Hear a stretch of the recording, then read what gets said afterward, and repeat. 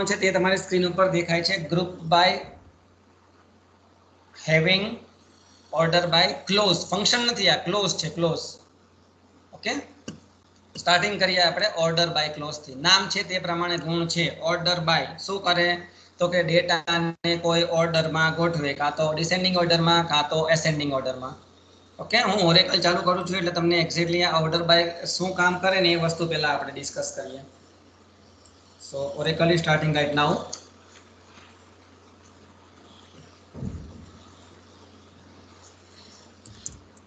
પહેલા કનેક્ટ કરીએ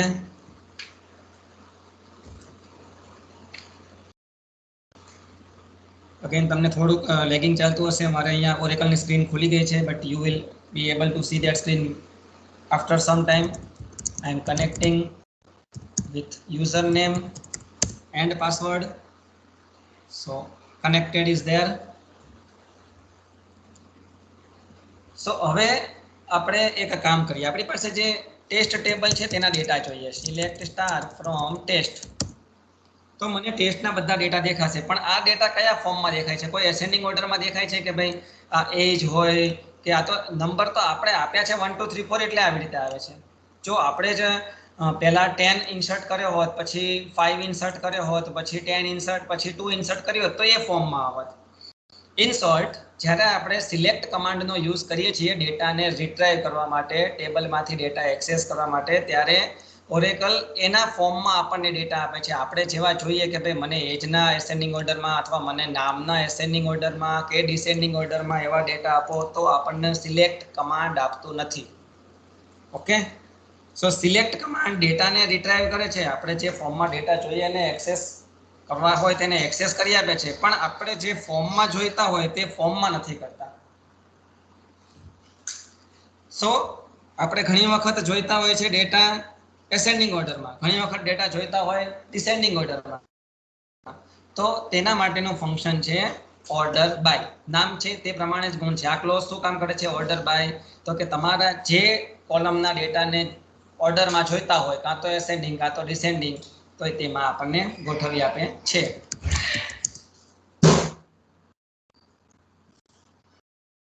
દાખલા તરીકે હું અહીંયા લખું છું સિલેક્ટ સ્ટાર ફ્રોમ ટેસ્ટ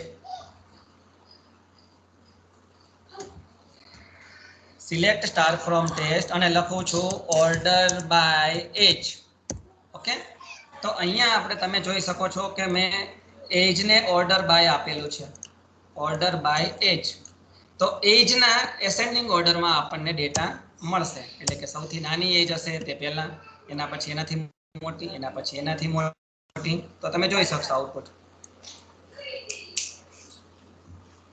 પહેલા 2 એજ પછી 4 એજ પછી 5 એજ ઓકે તો આપણને ઓર્ડર બાય ક્લોઝ છે એટલે બાય ડિફોલ્ટ એસેન્ડિંગ ઓર્ડરમાં ડેટાને ગોઠવી આપે છે તો હવે ડિસેન્ડિંગ જોઈતા હોય તો કંઈ જ નવું નથી આ કમાન્ડની જસ્ટ પાછળ આપણે DESC ડિસેન્ડિંગનું શોર્ટ ફોર્મ DESC એટલું લખીએ એટલે આપણને ડેટા મળે ડિસેન્ડિંગ ઓર્ડરમાં તો તમે આઉટપુટ જોઈ શકશો કે અહીંયા આપણે એજને ઓર્ડર બાય ગોઠવી છે અહીંયા જે મેં સિલેક્ટ કરીએ તમે જો કે આપણે એજને ઓર્ડર બાય ક્લોઝ સાથે ગોઠવી એટલે એજ કોલમમાંથી ડેટા ઓર્ડર બાય થશે અને એને અકોર્ડિંગ નેમ અને નંબર છે ગોઠવાશે બાય ડિફોલ્ટ એસેન્ડિંગમાં એટલે તમે કંઈ ના લખો તો એસેન્ડિંગમાં આવે પણ તમે પાછળ જો કીવર્ડ DESC એડ કરો તો તમને જે કોલમ સાથે ઓર્ડર બાય ક્લોઝ આપેલું હોય તે કોલમના ડેટા ડિસેન્ડિંગ ઓર્ડરમાં મળે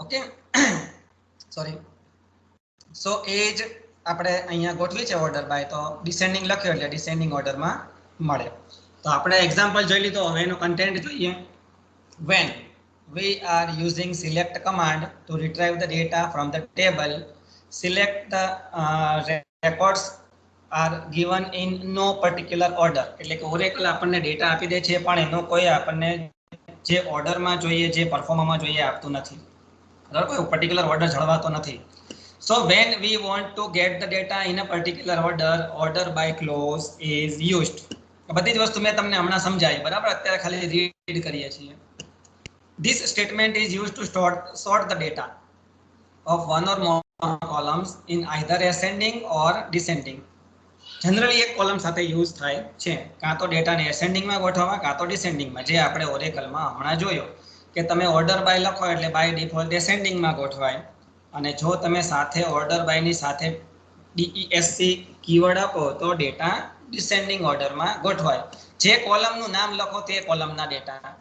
દાખલા તરીકે હું નેમ કોલમનું નામ આપીશ, બરાબર, તો નેમના ડેટા ગોઠવાશે. Select star from test order by name, તો નેમના ડેટા છે એ ABCD પ્રમાણે એસેન્ડિંગ ઓર્ડરમાં દેખાશે આપણને. તો આઉટપુટ તમે જોઈ શકશો. સી આરવ, આરુષ, અવની, ભાગ્ય, મહિમા, સચિન, અને ડિસેન્ડિંગ ઓર્ડરમાં ચાલતા. તો ખાલી એક જસ્ટ DESC કીવર્ડ એડ કરો એટલે તમને ડિસેન્ડિંગ ઓર્ડરમાં ડેટા ગોઠવાય. કોના? તો કે ઓર્ડર બાય ક્લોઝ સાથે જે કોલમનું નામ લખેલું હોય તેના. Okay, done. આ સિન્ટેક્સ છે ઓર્ડર બાય ક્લોઝની. સિલેક્ટ પછી કોલમનું નામ લખવાનું હોય છે. અહીંયા આપણે સિલેક્ટ પછી સ્ટાર લખીએ તો તમામ કોલમ ટેબલમાંથી મળે.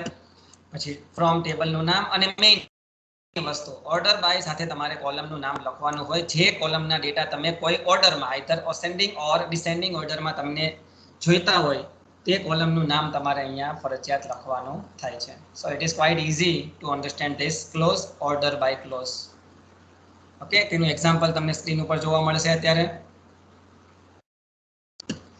કે display the name and balance of all the person according to their balance in ascending order. તો કઈ વાંધો નહીં, તમારે બેલેન્સ એસેન્ડિંગ ઓર્ડરમાં જોઈતું હોય પર્સન ટેબલમાંથી તો ઓર્ડર બાય કરીને બેલેન્સ લખવાનું, જે અહીંયા તમે જોઈ શકો છો. Select name balance from person where order by balance. અહીંયા નેમ અને બેલેન્સ જ્યારે મેં મટીરિયલ બનાવ્યું ત્યારે P_name P_balance નહોતું.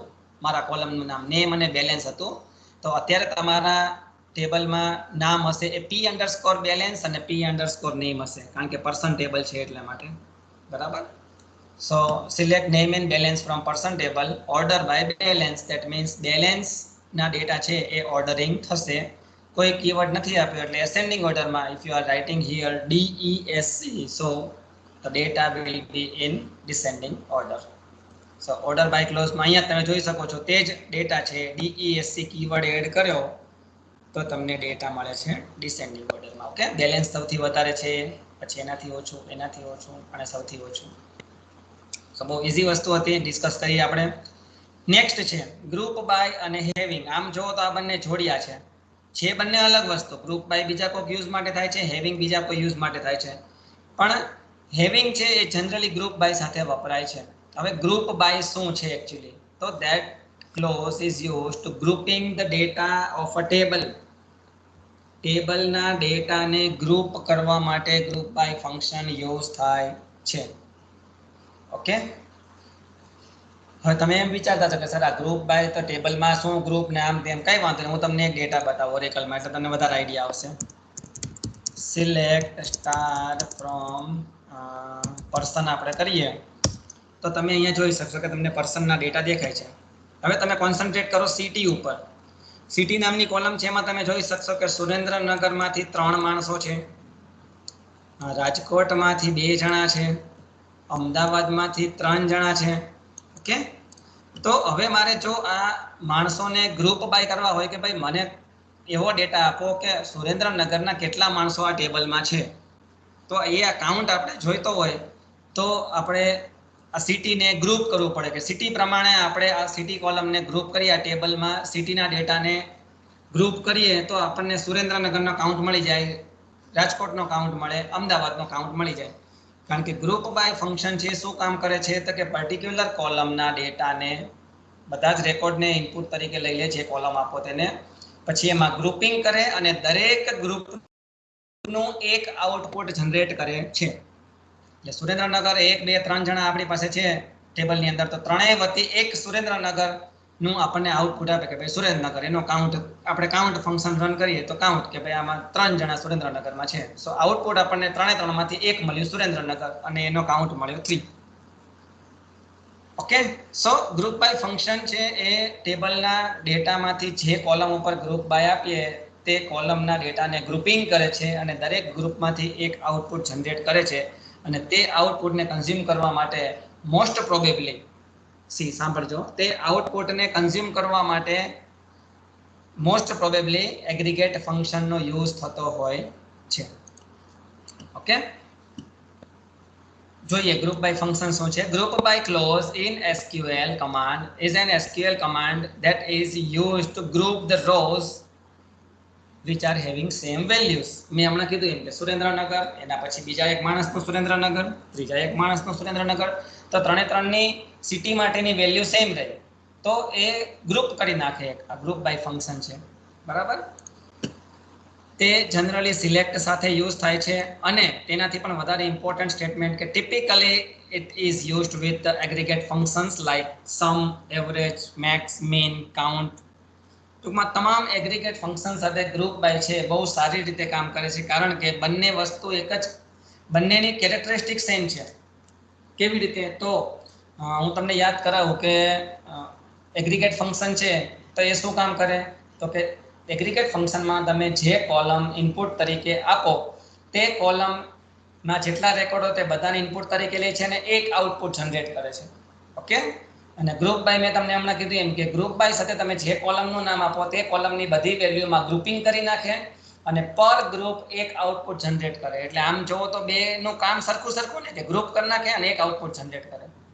ડિફરન્સ એટલો કે એગ્રીગેટ ફંક્શનમાં તમે જે પણ કોલમ આપો તે આખી કોલમમાંથી એક આઉટપુટ જનરેટ કરે, જ્યારે ગ્રુપ બાય ફંક્શન છે તમે જે કોલમનું નામ આપો તે કોલમમાં અલગ અલગ ગ્રુપ બનાવે. સી આપણો જે ડેટા છે એમાં કેટલા ગ્રુપ બનશે? તો કે સુરેન્દ્રનગરનું એક ગ્રુપ બને, રંગપુરનું એક ગ્રુપ બને, રાજકોટનું એક ગ્રુપ બને, પાલનપુરનું એક ગ્રુપ બને. ઓકે, તો એવા અલગ અલગ 5 ગ્રુપ બને અને 5 ગ્રુપમાંથી એક એક આઉટપુટ આપણને મળે. જ્યારે એગ્રીગેટ ફંક્શન છે તો એ આખા PCT કોલમમાંથી એક આઉટપુટ જનરેટ કરે, જ્યારે ગ્રુપ બાય ફંક્શન છે એ PCT કોલમ તમે ઇનપુટ તરીકે આપી હોય તો એ સિટીમાં અંદર ગ્રુપિંગ કરી નાખે સિટી વાઇઝ, અને પછી દરેક ગ્રુપમાંથી એક આઉટપુટ આપે. હમણાં એક્ઝામ્પલ જોઈશું એટલે તમને વધારે આઈડિયા ક્લિયર થશે. સિન્ટેક્સ જોઈ લઈએ. સિલેક્ટ, કોલમનું નામ અને સાથે એગ્રીગેટ ફંક્શન. મેં હમણાં કીધું એમ કે જનરલી ગ્રુપ બાય છે એગ્રીગેટ ફંક્શન સાથે કામ કરતું હોય છે. તો કોઈ એક એગ્રીગેટ ફંક્શન, ફ્રોમ કરીને ટેબલનું નામ, અને મેઇન વસ્તુ ગ્રુપ બાય પછી તમારે જે કોલમનું નામ લખવું હોય તે. ઓકે, આ બીજી એક સિન્ટેક્સ છે, આ પણ તમે યાદ રાખો તો એ વાંધો નહીં, એ ઈઝી છે, મને નેટ ઉપરથી મળી હતી એટલે મેં column name, from table name, where condition, group by column. ફરીથી બોલું છું, select column name from table name જે આપણી જનરલ સિન્ટેક્સ છે, વેર કન્ડિશન જે જનરલ સિન્ટેક્સ છે, અને છેલ્લે લખો ગ્રુપ બાય, એમાં કોલમનું નામ. ઓકે, group by column છે that is grouping the record based on distinct value of a specified column. એટલે મેં હમણાં કીધું એમ કે દરેક ગ્રુપમાંથી એક વેલ્યુ જનરેટ કરે છે. એટલે ટેબલમાં ભલે સુરેન્દ્રનગરની 3 વેલ્યુ હોય પણ ડિસ્ટિંક્ટ વેલ્યુ કેટલી સુરેન્દ્રનગરની? તો કે 1. ઓકે, સો એ ડિસ્ટિંક્ટ વેલ્યુ દરેક ગ્રુપમાંથી જનરેટ કરે છે. It makes a group of records based on condition. દાખલા તરીકે અહીંયા લખેલું છે, એક્ઝામ્પલ જોઈએ આપણે. Display the balance of all grouped surname. Display the balance of all grouped surname. તો સરનેમ છે એ આવશે પર્સન ટેબલમાં. ઓકે, આપણે પર્સન ટેબલ પહેલા જોઈએ, પછી હું તમને કહું કે કેવા શું માંગે છે એક્ઝામ્પલ. પર્સન ટેબલમાં બેલેન્સ જોવો તમે, અહીંયા લાસ્ટ કોલમ છે બેલેન્સ. તો એમાં એવું કીધું છે કે સરનેમ વાઇઝ બેલેન્સનું ટોટલ કેટલું થાય છે કયો. દાખલા તરીકે પરીક્ષ સરનેમ છે તો 1, 2, 3 ને 4 જણાની પરીક્ષ સરનેમ છે. એકનું બેલેન્સ છે 15,000, બીજાનું બેલેન્સ છે 5, એટલે 15 ને 5 20, પછી બેલેન્સ છે 22, તો 22 ને 15 થાય 37, અને પછી બેલેન્સ છે 5, એટલે 37 ને 5 42. તો પરીક્ષ સરનેમ જેની પણ છે આ ટેબલમાં તે બધાનું ટોટલ બેલેન્સ છે 42,000. એવી રીતે સાગર સરનેમ 1 જણાની, ઓકે 1 જ જણાની છે. સોલંકી સરનેમ 2 જણાની છે. પરમાર સરનેમ 1 જણાની છે. તો એવી રીતે સરનેમ વાઇઝ કેટલું ટોટલ બેલેન્સ છે તે આપણને આઉટપુટમાં આપે છે. તો આપણે જોઈએ સરનેમ વાઇઝ કેટલું બેલેન્સ છે એટલું. તો આપણે આઉટપુટમાં શું જોઈએ છીએ? સરનેમ અને એનું ટોટલ બેલેન્સ. તો જે આઉટપુટમાં જોઈએ તે સિલેક્ટ સાથે આવશે. પહેલા આપણે જોઈએ છીએ સરનેમ, પછી જોઈએ છીએ ટોટલ બેલેન્સ, તો આ થઈ ગયું total balance, sum of P underscore balance. જો હું જે પ્રમાણે ક્વેરી તમારી સામે ક્વેરી આપણે બોલી અને પછી કેવી રીતે હું ફોર્મ કરું છું તે ખાસ જોતું જવાનું, સાંભળતું રહેવાનું કે આઉટપુટમાં જે વસ્તુ જોઈએ એ સિલેક્ટ સાથે આવશે. મારે જોઈએ છીએ સરનેમ અને સરનેમ વાઇઝ ટોટલ બેલેન્સ, તો આ થઈ ગયું આપણું સરનેમ અને આ થઈ ગયું ટોટલ બેલેન્સ. હવે સરનેમ વાઇઝ ટોટલ બેલેન્સ એ તો આપણું ગ્રુપ ફંક્શન કામ કરશે ને, ગ્રુપ બાય ફંક્શન નહીં ક્લોઝ, ગ્રુપ બાય ક્લોઝ કામ કરશે. જે આઉટપુટમાં જોઈએ એ અત્યારે આપણે મૂકી દીધું. ઓકે, ક્યાંથી? તો કે ફ્રોમ પર્સન ટેબલ. ઓકે, હવે મારે જોઈએ છીએ સરનેમ વાઇઝ, એટલે દરેક સરનેમના ટોટલ તો આપણે ગ્રુપ કરવું પડે, એટલા માટે આપણે ગ્રુપ ફંક્શન આવશે, ગ્રુપ બાય ક્લોઝ આવશે. ગ્રુપ બાય શેનાથી? તો કે પી અંડરસ્કોર સરનેમ. ડન. પી અંડરસ્કોર સરનેમ એન્ટર આપું છું તો તમને આઉટપુટ મળી ગયું. જો સુતરિયા છે તેની 55,000 ટોટલ બેલેન્સ છે. પરીખ છે તો પરીખવાળા જેટલા માણસો છે તે દરેકનું 47,000 બધાનું ભેગું થઈને પરીખમાં જેટલા પણ માણસો છે તે બધાનું જ હશે બેલેન્સ ટોટલ 47,000.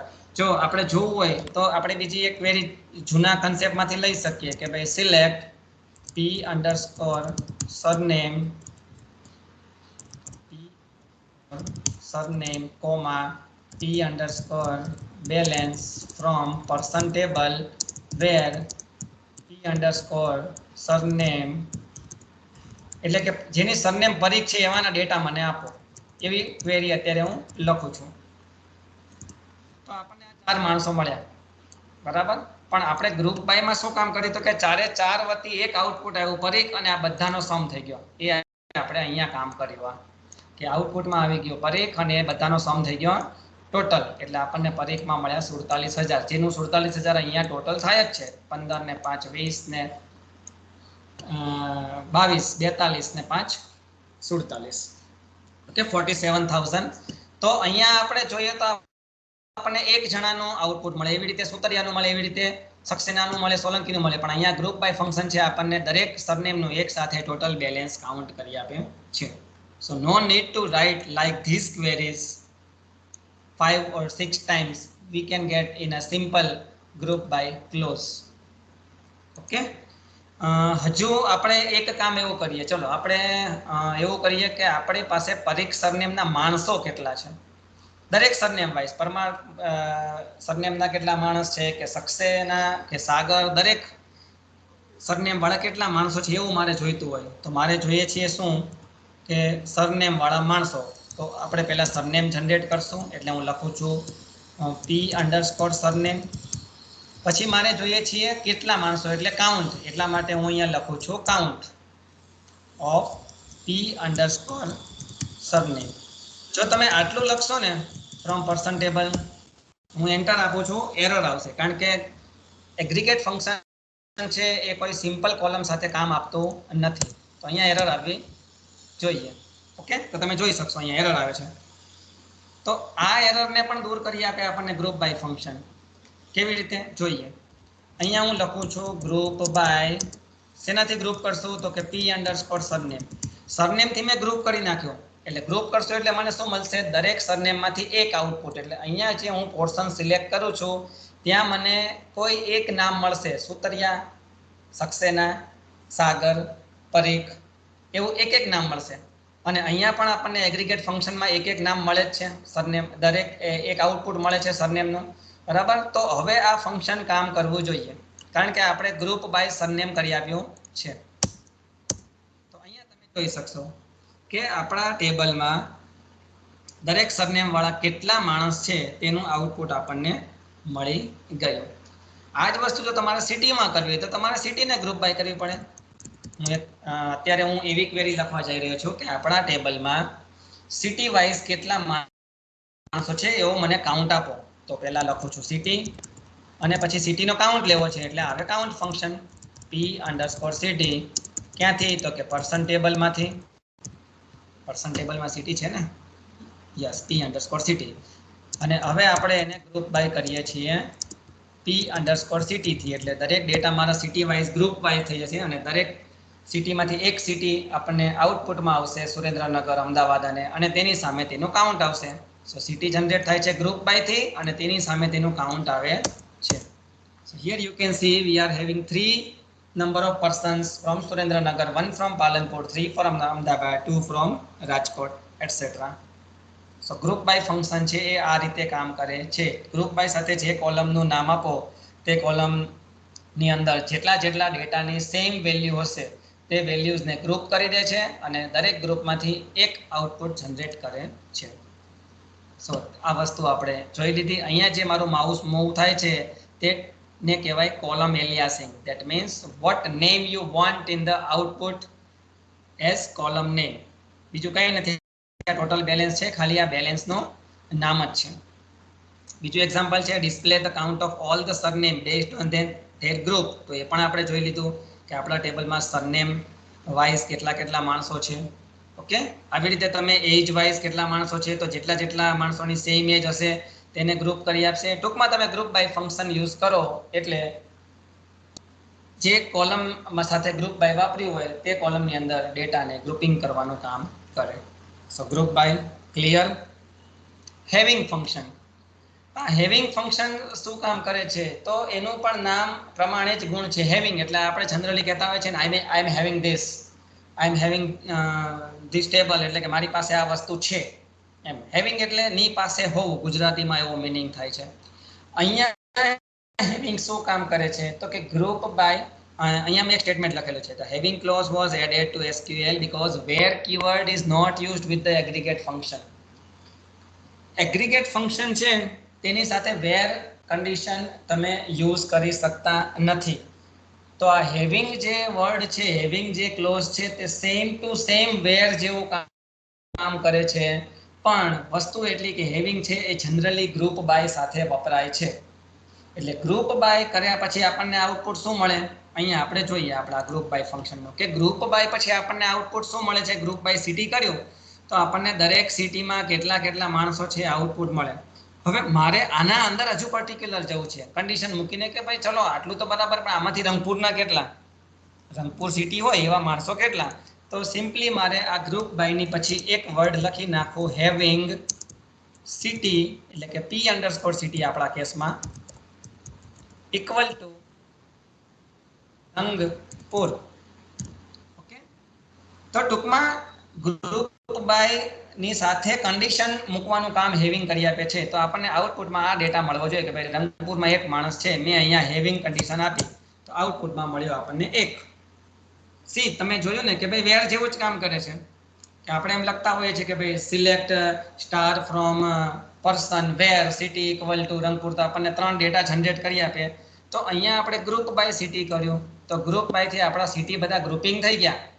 હવે એમાંથી પર્ટિક્યુલર જોઈતું હોય તો એ વખતે આપણે કન્ડિશન મૂકવી હોય તો હેવિંગથી કન્ડિશન મૂકી શકીએ છીએ, વેરથી પણ મૂકી શકીએ છીએ, પણ વેરનું લિમિટેશન એટલી છે કે તે એગ્રીગેટ ફંક્શન સાથે કામ આપતું નથી. જ્યારે હેવિંગ ફંક્શન છે તે એગ્રીગેટ ફંક્શન સાથે કામ આપી શકે અને ગ્રુપ બાય સાથે તે પ્રોપરલી વર્ક કરે છે. ઓકે, સો અહીંયા તમે જોઈ શકશો આની સિન્ટેક્સ તમને અહીંથી જ જોવા મળશે. સિલેક્ટ, પછી કોલમના નામ, ફ્રોમ ટેબલનું નામ, ગ્રુપ બાય કોલમનું નામ અને હેવિંગ કન્ડિશન, જે કન્ડિશન આપણે હેવિંગ પછી મૂકીએ તે, that will be the syntax.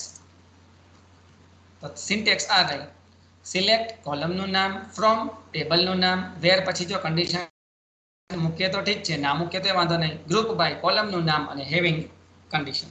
Done. અહીંયા ગુજરાતીમાં જે રેડ ફોન્ટથી લખેલું છે તે વાંચશો એટલે વધારે આઈડિયા આવશે. ગ્રુપ બાય કરેલા ડેટાને વધુ ફિલ્ટર કરવાનું કામ હેવિંગ કરી આપે છે. એટલે આપણે એમ સમજી શકીએ કે હેવિંગ છે તે ક્યારે કામ લાગે તો કે જે ડેટા ઉપર ગ્રુપ બાય કરેલું હોય ત્યાં જ હેવિંગ કામ લાગે છે. બરાબર, આ સ્ટેટમેન્ટમાં બધું આવી ગયું કે ભાઈ તમારે ગ્રુપ બાય લખવું હોય તો સોરી હેવિંગ લખવું હોય તમારે તો ગ્રુપ બાય ઉપર વાપરેલું હોવું જોઈએ. Without group by you can not use having. હેવિંગનો યુઝ એટલા માટે જરૂર પડે છે કે અમુક જગ્યાએ વેર કન્ડિશન કામ કરતી નથી જ્યારે તમે એગ્રીગેટ ફંક્શનનો યુઝ કરતા હોવ ત્યારે. બરાબર, તો એ વખતે ગ્રુપ બાયની સાથે હેવિંગ તમને એ કામ કરી આપે છે. ઇવન ઘણી વખત વેર અને હેવિંગ બંને સાથે પણ જોઈ શકો છો તમે. એ ક્વેરીની જરૂરિયાત પ્રમાણે છે. જે ક્વેરી તમારે જેવી જોઈએ એ પ્રમાણે તમે બંનેનો યુઝ કરી શકો. Okay. Having requires that a group by clause is present. એટલે કે હેવિંગ તમારે વાપરવું હોય તો ગ્રુપ બાય ક્લોઝ તમારી ક્વેરીમાં વાપરેલું હોવું જોઈએ. Only the groups that meet the having criteria will be in the output. તો તે આપણે અહીંયા ઓરેકલમાં જોયું કે આપણે હેવિંગ સાથે મૂકેલું છે અહીંયા સિટી ઇક્વલ ટુ રંગપુર.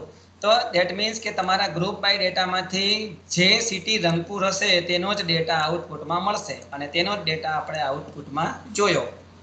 એ વસ્તુ જ અહીંયા કહે છે કે હેવિંગ શું રિટર્ન કરે તો કે આઉટપુટમાં તો કે ગ્રુપ બાય સાથે જે ક્રાઇટેરિયા હેવિંગ કન્ડિશન વાળા ફુલફિલ થાય તે આપણને આઉટપુટમાં મળે. Having applies two the group record while where applies to the individual record. આ એક લીટીમાં where અને હેવિંગ વચ્ચેનો ડિફરન્સ છે.